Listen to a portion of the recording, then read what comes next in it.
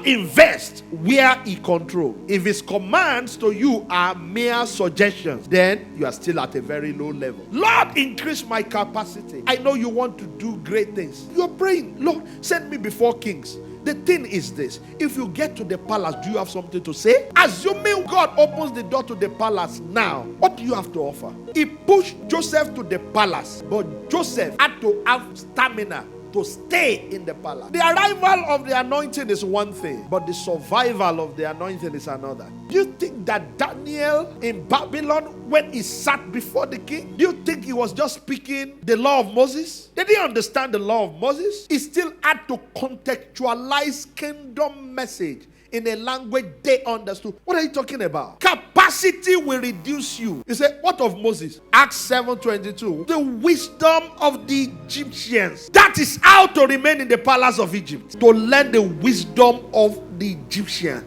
You want to know about Daniel's own? Daniel was called the chief of the magicians. God cannot interrupt your religion. God showed Peter something. And you know what Peter said? I've never eaten anything unclean in my life. He wasn't sensitive to know that God was telling him that the time of the Gentiles were here. That all these things, I don't eat pig, I don't eat all of that. They are not gospel. They were Jewish. I can't send you to the Gentiles if you remain Jewish. Saul was a lawyer. He had read. He was exposed. Peter was a fisherman. There was nothing wrong with being a fisherman, but his mind was small. So later on, we understand Paul the apostle said, the same God that is working in Peter to the apostleship of the Jews, the same is mighty in me to the apostleship of the Gentiles. I believe that Peter, by the plan, was to be sent to the Gentiles, but his religion limited him. He couldn't adapt the kingdom in places where God was not allowed to be mentioned. God needs a lot more undercover people, not people that will put a big Dex Bible on their table in the office, but people who will have nothing related to church on their table, yet if you enter their room, you say, God is here.